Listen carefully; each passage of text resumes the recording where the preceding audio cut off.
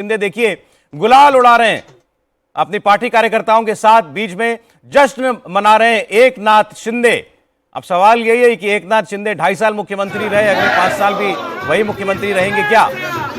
हमारे सहयोगी दिनेश मौर्य इस वक्त लाइव जुड़े हुए हैं। दिनेश, बॉडी लैंग्वेज एक नाथ शिंदे की, वो कॉन्फिडेंस, वो पावर, वो सेटिस्फैक्शन, वो क्लियरली उनके चेहरे पर दिखाई दे रहा है। वाकई में 56 सीटें, इतनी सीटें तो अनडिवाइडेड शिवसेना की अर्जित नहीं हुई जितना अकेले उन्होंने काम कर दिखाया। ये शानदार प्रदर्शन एक नाथ शिंदे का। दिनेश, जरा तस्वीरें बताएं।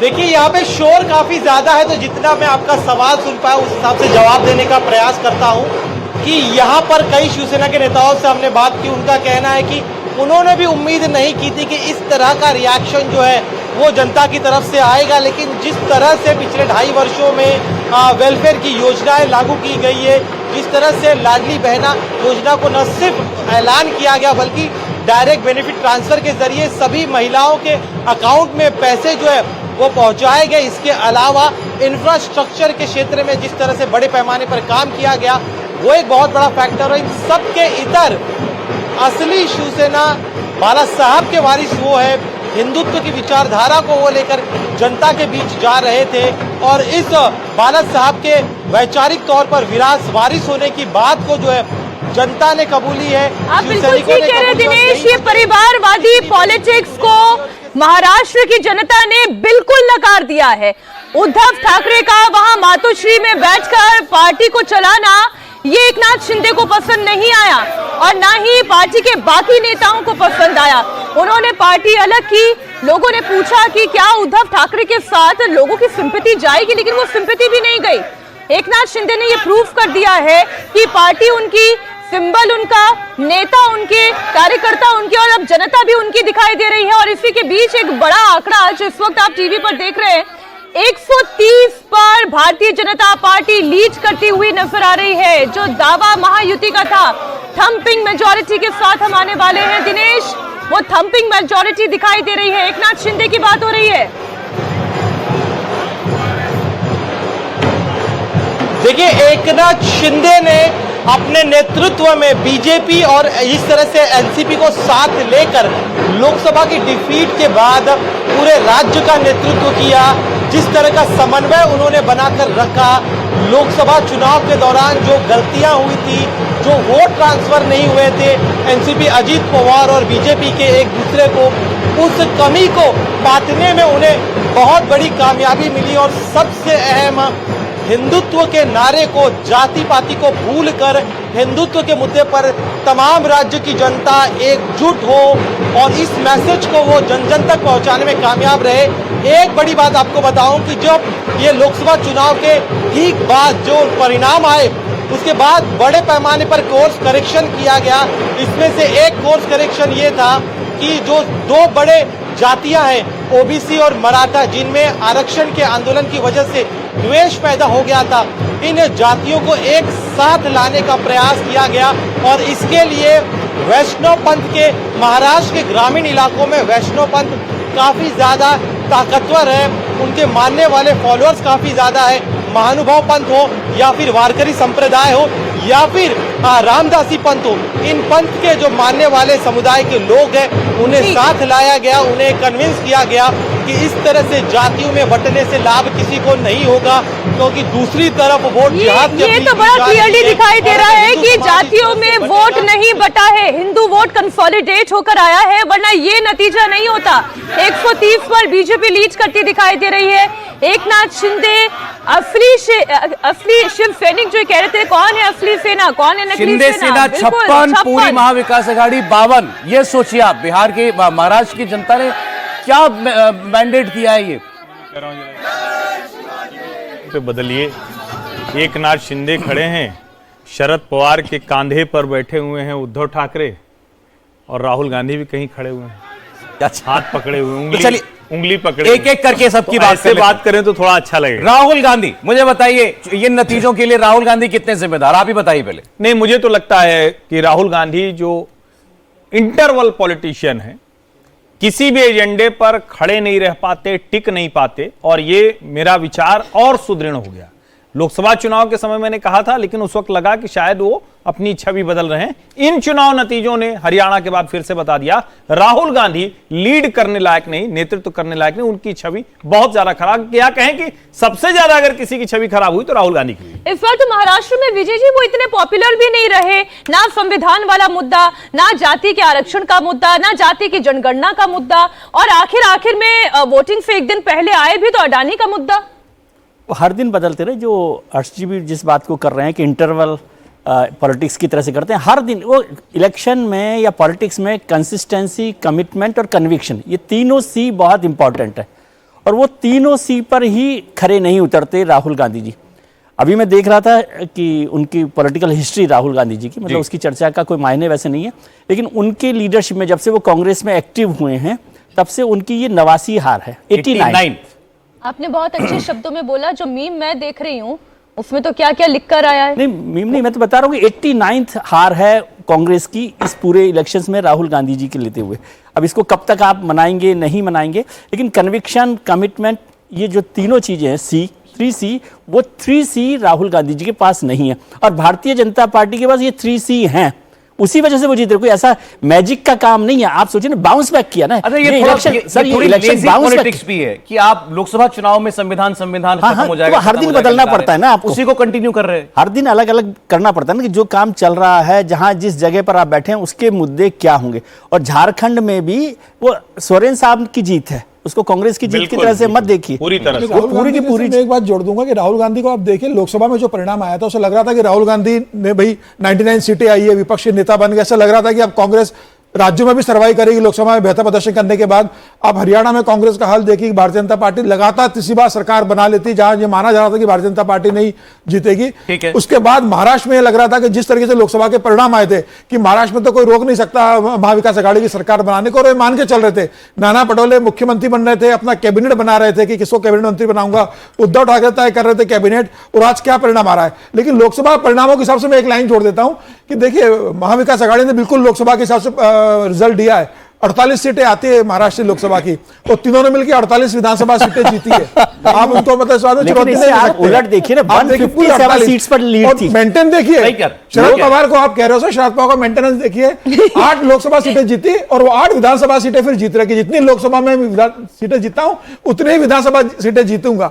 तो मुझे लग रहा है कि उन्होंने अपना स्ट्राइक रेट मेंटेन करने की कोशिश। अरे मुझसे किसी ने भी बात सवाल पूछा, मेरे पास जवाब नहीं था इस बात का। भाई शिंदे से ना उद्धव ठाकरे ने चलिए विचार से वो मुकर गए, दूसरी तरफ चले गए, बिल्कुल हिंदुत्व छोड़ दिया। समझ में आता है, जनता उनका वोटर भी चला गया, शिवसैनिक भी चला गया जो उनके साथ जुड़ा हुआ था। शरद पवार ने क्या पाप कर दिया ऐसा जो ये नतीजा दिया, ये परिणाम दिया उनको जनता ने? नहीं, इसको घुमा के पूछिए ना, पुण्य क्या किया था जो लोकसभा में मिल गया मिला विधानसभा के समय। और ये हम लोग लगातार चर्चा करते रहे, विधानसभा चुनाव में अजीत पवार के पास जो ताकतवर नेता थे वो सब अजीत पवार के साथ। वो कहीं भी जाते हैं तो अपना विधानसभा 6 बार, 5 बार, 7 बार, अगर आप देखेंगे कि सर्वाधिक टर्म जीतने वाले जो लोग हैं तो वो एनसीपी अजीत पवार के साथ हैं। तो वो ताकतवर लोग उनके साथ थे। दूसरा जो आपने कहा, जिसको बार बार कहा जा रहा था कि एनसीपी और शिवसेना किसकी है, वो जो आपने कहा वो पूरी तरह से लोकसभा के बाद इधर आते आते खत्म हो गया। अजीत पवार अपनी जगह पर टिके रहे, लेकिन उनके समर्थकों को दिखने लगा कि अब काम का नेता यही है। अब यही जो जिसको पावर पॉलिटिक्स कहते हैं, एनसीपी की कोई आइडियोलॉजी तो है नहीं, कोई राजनीति और तो है नहीं, वो पावर की, मसल की वो पॉलिटिक्स है। और उसमें विधानसभा में अजीत पवार आगे निकले, भारतीय जनता पार्टी का उनको पवार पॉलिटिक्स का अंत, शरद पवार की पॉलिटिक्स का अंत है। पावर पॉलिटिक्स अब अजीत पवार के पास है। शरद पवार की राजनीति का अंत, मतलब जिसको कहें कि अब राजनीति के तौर पर किसी को ऐसे कहना ठीक नहीं रहता, लेकिन वो अंत तो पहले ही हो गया था। अब वो जो लोकसभा चुनाव में था वो दिया भभका था बुझने से पहले। अब एक चीज राष्ट्रवादी कांग्रेस पार्टी के जो वोटर्स हैं उन्होंने बहुत तय कर लिया था कि दिल्ली की राजनीति में शरद पवार को वोट देंगे और प्रदेश की राजनीति में अजित पवार को वोट देंगे। और वही दिख रहा है कि लोकसभा में शरद पवार को सीटें दे दी पूरी, 1 सीट अजित पवार जीते। जब विधानसभा की बारी आई तो विधानसभा की राजनीति जो लोकल की राजनीति वो अजित पवार। और अभी पहला रिएक्शन सर आ गया है उत्तर प्रदेश के मुख्यमंत्री का।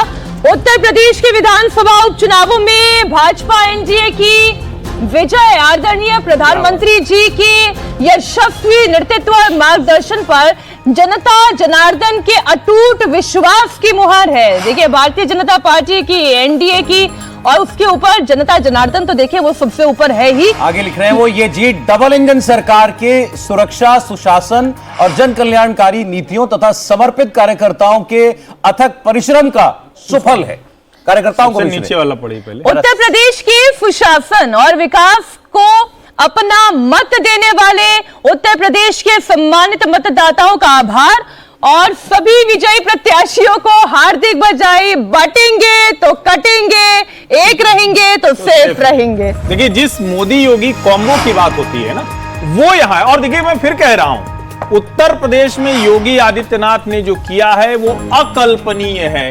भले 9 सीटों के विधानसभा उपचुनाव हो, और जब हम लोग पहले दिन चर्चा किए थे, आपको ध्यान में होगा कहानी कुर्सी की में, तो अलग अलग राय थी कि एक मुख्यमंत्री को क्या इस तरह से उपचुनाव में अपनी प्रतिष्ठा दांव में लगानी चाहिए, क्या इस तरह से उतर के हार गए तो क्या होगा। समाजवादी पार्टी का तो बढ़त है, मुस्लिम सीटें 30 से 40-50% तक वाली। उन सब के बावजूद योगी आदित्यनाथ उतरे, बटने नहीं दिया, कटने नहीं दिया, और तो अब ये 2027 तक का नारा तो पक्का हो गया ना, निश्चित तौर पर, इसमें अब कोई भ्रम नहीं। अब और एक और बात मैं कह दूं, योगी आदित्यनाथ को कई बार कहा जाता है ना कि वो पुलिस तो ठीक है, कानून व्यवस्था तो ठीक है, प्रशासन पर उतना नियंत्रण नहीं है। इन परिणामों के बाद मैं एक लाइन जोड़ता हूं, योगी आदित्यनाथ प्रशासन को नियंत्रित करना भी बहुत अच्छे से आप अखिलेश जी की जुबान में बोल रहे हैं? नहीं, अखिलेश जी तो खैर उनकी जुबान तो थोड़ा प्रशासन को ठीक रखना जानते हैं वो। ये जरूरी है ना। अगर देखिए दो बातें समझनी चाहिए कि शरद पवार जी का भी जो हार हुई वो इससे ये बता रहा है कि आप चुनाव मैदान में जो लोग लड़ते नहीं है ना, वो नहीं जीतते, लड़ने वाले भी हार जाते हैं। शरद पवार नहीं लड़ते, नहीं लड़े नहीं ना, मतलब पूरी तरह से वो एक बड़े राजा की तरह से हैं, बड़ा नाम है, और सब लोग रोज समीर जी, हर्षवर्धन जी उनको और बड़ा नेता बनाते तो वो समझते बड़े ही नेता होंगे। और अजीत पवार उस मैदान में वो लड़ाई लड़ते रहे। लेकिन एक बात और समझ लीजिए कि पॉलिटिकल पार्टीज में खासतौर से पॉलिटिकल लीडर्स को फिनिक्स की तरह से समझिए, कोई भी उठ खड़ा होगा कभी वो भी। हर अपनी राख से फिर खड़े होते हैं। इसलिए ये कहना कि आज उनका आप ये कहना चाह रहे हैं अरे कि नहीं चाचा सर। भतीजा फिर मिल जाएंगे? नहीं, नहीं, नहीं, नहीं, मैं कह रहा हूं, कोई भी कब खड़ा हो नहीं, सकता है। राख से कहां, राज ठाकरे भी तो हैं। नहीं, सब लोग कुछ ना कुछ करके खड़े होते हैं, हर बार अलग अलग होते हैं, लेकिन फिनिक्स का एक नतीजे से किसी को आप फातिहा पढ़ दें। एक बार फिर से कॉम्बो की बात कर लेते हैं। ये जो कह रहे हैं हर्षवर्धन जी, बटेंगे कटेंगे, एक रहेंगे तो सेफ रहेंगे। समीर जी, ये कॉम्बिनेशन 2027 तक चलने वाला कॉम्बिनेशन है।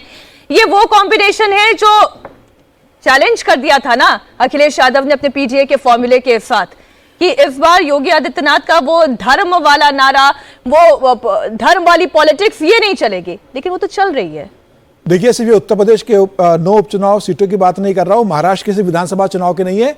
ये जो योगी आदित्यनाथ ने कहा था बटेंगे तो कटेंगे, और जो प्रधानमंत्री मोदी ने कहा था कि एक रहेंगे तो सेफ रहेंगे, ये 2027 उत्तर प्रदेश के चुनाव, उसके पहले अगर आप देखेंगे तो बिहार के विधानसभा चुनाव में चलेगा, और उसके बाद 2029 का जब लोकसभा चुनाव आएगा तब भी ये मुझे लग रहा है एक बड़ी भूमिका निभाने जा रहा है। दिल्ली की तो बात, दिल्ली तो फिर भी ठीक है कि दिल्ली एक छोटा स्टेट है, और यहाँ आप कुछ भी कर लो, यहाँ तो मतलब पता है कि मतलब कहाँ वोट जाने वाला है, बहुत ज्यादा स्पेस नहीं है। बिहार सबसे बड़ा इसका मतलब परीक्षण होने वाला है। दिल्ली पर लेकिन एक बात बोलूं सर, दिल्ली में वो जो रेवड़ी वाली पॉलिटिक्स है, आप देखिए ना इन दोनों ही राज्यों में, मैं महिला होने के बावजूद ये बात कह रही हूँ, वहां पे महिला सम्मान, जो मैया सम्मान, और उधर लाड़की बहन, भाई ये क्या है, रेवड़ी है ना ये भी। अरे तो जनवरी में तो रेवड़ी चलती है ना, सर्दी इतनी है। तो दिल्ली में भी रेवड़ी चलेगी। दिल्ली में सर्दी और चुनाव दोनों में रेवड़ी चलती है। गजब है सर, गजब है आपका सेंस ऑफ ह्यूमर। लेकिन सर रेवड़ी तो सिर्फ लखनऊ की ही मशहूर है। तो योगी आदित्यनाथ के पूरे लंबे ट्वीट के अंदर जो आखिरी लाइन थी, बटेंगे तो कटेंगे, एक रहेंगे तो सेफ रहेंगे, सूत्र वाक्य है ये। इस वक्त भारतीय जनता पार्टी के लिए महाराष्ट्र में चला, यूपी के उपचुनाव में चला, झारखंड में उतना नहीं चला, ये बात ठीक है, लेकिन उत्तर प्रदेश में आने वाले विधानसभा चुनाव में तो यही नारा रहने वाला है जो उपचुनाव में कामयाबी के साथ इस्तेमाल हो गया। पर इसके साथ कुंदरकी नहीं समझ में आता है थोड़ा सा, बस उसी हम लोग पहले भी बात कर रहे थे, 60% मुस्लिम वाली कॉन्स्टिट्यूएंसी भारतीय जनता पार्टी कैसे जीत रही है। अभी एक वो मामला वहां वो भी तो था, इल्मा अफरोज दरअसल वाला, अभी मुझे किसी ने ध्यान दिलाया और हम लोगों ने एक दिन चर्चा भी की थी, लेकिन वो रह गया था।